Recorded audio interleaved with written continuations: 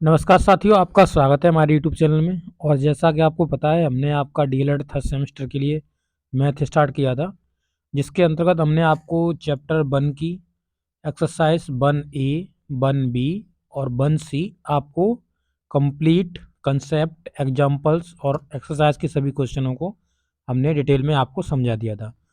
और इससे पहले मैंने आपको एक्सरसाइज 1D के रिगार्डिंग आपको 2 वीडियो दिए थे, जिसमें पहली वीडियो में आपने देखा कि आपको 1, 2 और 3 क्वेश्चन मैंने उसमें डिस्कस करे। उसके बाद जो अगला वीडियो था, उसमें मैंने 2-3 क्वेश्चन डिस्कस करे थे, तो यानी आपके 6 क्वेश्चन के समथिंग डिस्कस हो चुके हैं। तो आज हम आगे बढ़ेंगे उससे। और पहले के अगर आपने वीडियो नहीं देखे हैं, तो आप ज़रूर देख लेना, क्योंकि उनमें हमने बहुत ही इंपॉर्टेंट कंसेप्ट आपको समझाए हुए हैं। तो चलिए वीडियो को स्टार्ट करते हैं, क्वेश्चन नंबर 6 पर पहुंचते हैं। इसमें क्वेश्चन नंबर 6 पर हम प्रोसीड करते हैं कि क्वेश्चन नंबर 5 तक मैंने कंप्लीट करा दिए हैं। तो क्वेश्चन नंबर 6 देखेंगे। देखिए, क्वेश्चन नंबर 6 में आप देख रहे होंगे, कहा है 688 रुपए को ए बी सी 3 में इस प्रकार बांटिए कि ए को बी का 4 गुना मिले तथा बी को सी का 3 गुना मिले। इंग्लिश में इस क्वेश्चन को आप पढ़ेंगे, divide rupees 688 among A, B and C in a such way that A gets 4 times of B and B gets 3 times of C। तो अब आप देख सकते हैं कि इसमें हमें जो रुपए दिए हुए हैं, 688 रुपए दिए हुए हैं, इनको हमें 3 लोगों में बांटना है, ए बी सी में। तो यहाँ मान लीजिए ए ले रहा है पैसे, ये बी के पास जाएंगे और ये सी के पास जाएंगे।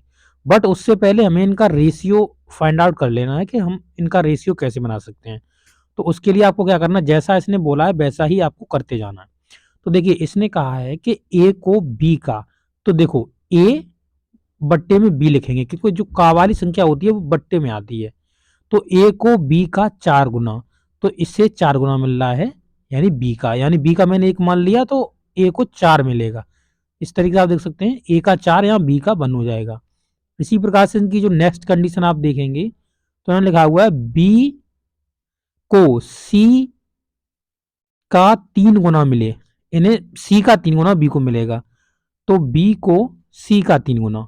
ठीक है, तो हमने माना कि सी का 1 है, तो इससे 3 मिलेगा। समझ गए आप? तो ये बी बराबर यहाँ पे 3 वैल्यू हो जाएगी और सी बराबर 1 वैल्यू हो जाएगी। अब यहाँ पे आप देखेंगे कि आपको दिख रहा होगा सी की यहाँ पे 2 डिफरेंट वैल्यूज आ रही हैं, अब मतलब बी की डिफरेंट वैल्यूज आ रही हैं। जैसा कि आप यहाँ पे देख रहे हैं, को यहाँ पे आपको 3 दिख रहा है और यहाँ पर आपको 1 दिख रहा है। बट ये कैसी होनी चाहिए थी, ये सेम होनी चाहिए थी। जब सेम होनी चाहिए थी तो हमें इन्हें रेशियो में कन्वर्ट करना पड़ेगा। तो देखिए, हमने मान लिया कि ए का रेशियो हम यहाँ लिखेंगे, बी का यहाँ लिखेंगे और सी का यहाँ लिखेंगे। आप सबके मान रखते जाइए, 4 और ये आपका 1 हो जाएगा, यानी आपका बी का 1 वैल्यू दिया हुआ है। उसके बाद नेक्स्ट कंडीशन में देखिए, तो बी का वैल्यू 3 दिया हुआ है और सी का वैल्यू यहाँ 1 दिया हुआ है। तो देखिए, इसके सामने जो पद खाली है उसे पीछे वाले से भर दीजिए। तो इसे 1 से भर दिया और इसे हमने 3 से भर दिया। अब आप देख लीजिए इनमें क्या रेशियो बन जाएगा। तो यहाँ 4 12, यानी ए का वैल्यू 12 आ जाएगा और यहाँ पे 3 1 3, बी का वैल्यू 3 आ जाएगा और सी का वैल्यू देखेंगे तो 1 आ जाएगा, यानी 12:3:1 हो जाएगा आपका। तो ये आपका रेशियो निकल आया। आप देख सकते हैं यहाँ पे ए अनुपात बी अनुपात सी। तो इसका 12 आया, इसका 1 आया, मतलब इसका 3 आया और इसका 1 आया। तो आप देखेंगे कुल जो अनुपातिक योग इनका हो जाएगा, तो यहाँ पे 12 3 15 और 1 16, 16 अनुपातिक योग हो गया। और यही जो है वो आपका 688 के बराबर दिया हुआ है। तो इस 16 से आप काट लीजिए, एक अनुपात का वैल्यू निकाल लेते हैं। तो क्या होता है, देखिए 16 चौका 64 होता है, 64 हो गया। उसके बाद बचा 4, तो 16 दिया 48, यानी एक वैल्यू, एक जो रेशियो की वैल्यू आ गई वो आपकी 43 आ गई। अब आपको निकाल देनी है। तो यहाँ पर देखेंगे, अगर आप ए का वैल्यू निकालेंगे तो यहाँ पे 43 में आपको 12 का मल्टीपल करना पड़ेगा, तो आपका ए का वैल्यू आ जाएगा। तो 12 का कर दिए, 12 36, 12 चौक 48 और 3 कितना हो गया 51, यानी 516 रुपए तो ए वाले कैंडिडेट को मिल जाएंगे। और यहाँ पर आप देखेंगे 3 का मल्टीप्लाई करेंगे कितने में, 43 में, तो ये आपको बी वाले कैंडिडेट के मिल जाएंगे। तो 3 त्रिका 9, 3 चौका 12, यानी 129 रुपये इसको मिल जाएंगे। इसके बाद इसका 1 यूनिट है तो इससे 43 ही रुपये मिलेंगे। तो इस तरीके से आप इन सबको जोड़ेंगे तो आपका 688 हो जाएगा। तो इस अनुपात में इनका जो अमाउंट होगा वो बढ़ जाएगा। ओके, तो इस तरीके से आप समझ सकते हैं इस क्वेश्चन को। आसानी से मैंने समझाने का प्रयास किया, बहुत आसानी से समझाया हुआ है, आपको कोई दिक्कत इसमें नहीं होने वाली। चलिए क्वेश्चन नंबर 7 देखते हैं। देखिए क्वेश्चन नंबर 7 में क्या कहा हुआ है। तो यहाँ पे आप देखेंगे इन्होंने लिखा है कि 9,494 रुपए को ABCD 4 लोगों में इस प्रकार बांटें कि जो B है उसे A के भाग का तथा का C को B के भाग का और D को B और प्लस C के भाग के बराबर प्रत्येक 5 भाग अलग अलग ज्ञात करें। तो इसमें कुछ मिसप्रिंट हो गया है, मैं इसे देखकर बुक से अभी आपको समझाता हूँ। तो देखिए इसमें कुछ ऐड कर लीजिए क्योंकि इसमें मिसप्रिंट हो गया है। ये देखिए, तो इसमें क्वेश्चन है 9,494 रुपये को ABC 3 में बांटा गया है। तो B को A के भाग का 2/3, B को A के भाग का 2/3, तो इसका आएगा 2/3। ठीक है, फिर कह रहा है कि जो C है, C को B के भाग का 3/5, तो C को यहाँ से C से आगे स्टार्ट करेंगे, C को B के भाग का, ये B के भाग का हो जाएगा कितना, 3/5, 3/5 है ये। ठीक है, उसके बाद D को B प्लस C के भाग के बराबर मिलता है, B प्लस C के भाग के बराबर मिलता है, जो D को है B प्लस C के भाग के बराबर मिलता है, ये आपका सही लिखा हुआ है। तो प्रत्येक के अलग अलग भाग निकालने, ये 5 कुछ नहीं है। ठीक है, तो इस तरीके से ये क्वेश्चन है आपका पूरा टोटल। तो आप देखेंगे यहाँ पे पहले हमें रेशियो में कन्वर्ट कर लेना, रेशियो में बना लेना है।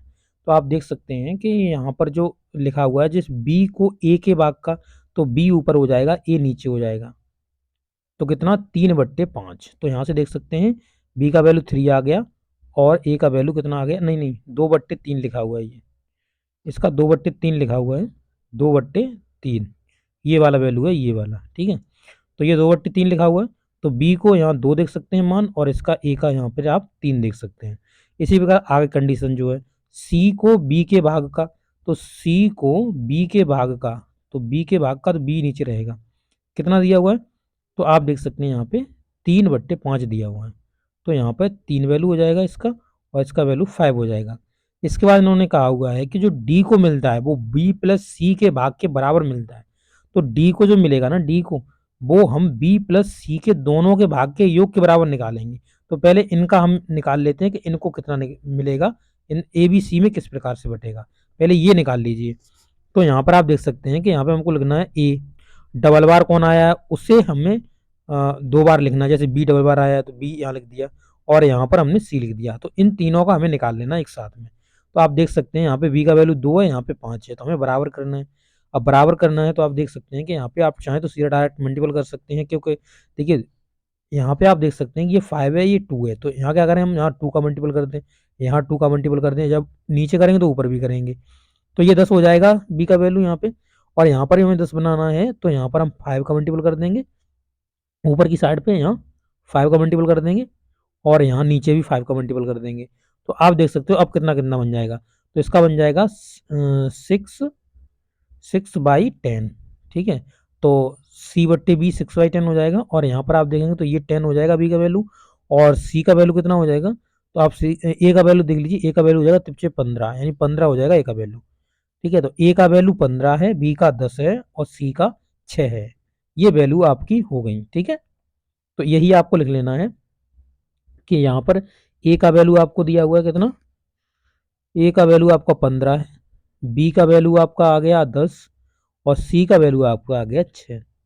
तो ये हो गया। अब कह रहा था कि जो D है उसे B और C के भाग के योग के बराबर मिल जाता है, तो D और C के भाग के बराबर मिलता है, तो D जो है उसे B और C के मिलता है। देखिए 10 ये है, 6 ये है, तो कितना 16 ऐसे मिलता होगा C को, मतलब D को 16 मिलता होगा, क्योंकि इसके दोनों के योग के बराबर उसने कहा है कि हमें मिलता है। तो B का जैसे 10 आया तो हमने 10 लिख लिया, और C का 6 आया तो दोनों को जोड़ के हमने 16 ले लिया। अब यही जो टोटल अनुपात होगा वो आपका 9494 रुपए का होगा।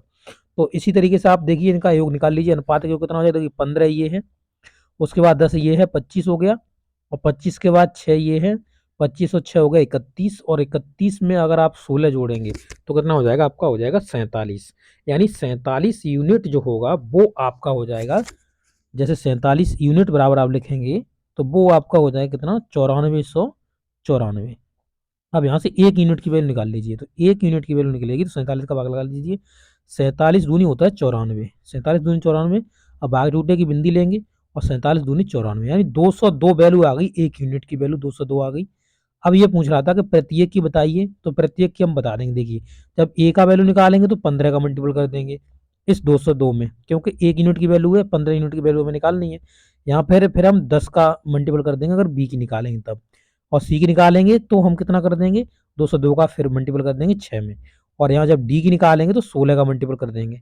तो इस तरीके से आप सबकी निकाल सकते हैं, 15 का मल्टीपल करोगे तो आपकी ए की वैल्यू निकल जाएगी। तो ए की अगर वैसे आपको वैल्यू निकालनी है तो ए बराबर लिखेंगे, तो 15 का देखिए यहाँ पे मल्टीपल डायरेक्ट करके लिखता हूँ यहाँ पे, तो 15 दूनी 30 का जीरो हो गया, 3 आ गया कैरी वाला, और 15 दूनी 30, ठीक है ना, 30 का 30 लिख देंगे, यानी 3030 रुपए तो ए को मिल जाएंगे। ठीक है, और यहाँ पे बी को कितने मिलेंगे, तो बी देखिए बी के पास 10 यूनिट है, तो ये हो जाएंगे 2020 रुपए। तो बी को मिल जाएंगे, जीरो का जीरो उतार लगा दीजिए इसके आगे। अब इसके बाद जो सी है, सी को कितना मिल जाएगा, तो सी का 6 का मल्टीपल होना है, छदूनी 12, कैरी में गया वन, छदूनी 12, ठीक है, तो 1212 सी को मिल जाएंगे। इसी प्रकार से आप डी का निकाल लीजिए, 16 का मल्टीपल कर देंगे, डी का भी आपका निकल जाएगा। तो इस तरीके से इस क्वेश्चन को आप आसानी से सॉल्व कर सकते हैं। इस क्वेश्चन में मिसप्रिंट हो गया था, वो मैंने आपको बता दिया किस तरीके आपको लिख लेना है। तो इस तरीके से आपका ये क्वेश्चन था। ओके, तो इस वीडियो में मैंने आपको दो क्वेश्चन कराए, 6 और 7। नेक्स्ट वीडियो में आपको अगले क्वेश्चनों के साथ मिलेंगे। तो ये क्वेश्चन आपको समझ में आए हैं, आप बताइए। तो और नहीं समझ में आए हैं तो आप कमेंट करिए कि हमें समझ में नहीं आए, तो आप वीडियो बार फिर से देख सकते हैं और मैं उसमें आपकी जो सहायता कर सकूंगा वो कर दूंगा। ठीक है, तो वीडियो देखने के लिए आपका बहुत बहुत धन्यवाद। मिलेंगे नेक्स्ट वीडियो में, तब तक के लिए आपसे विदा लेंगे। Thank you.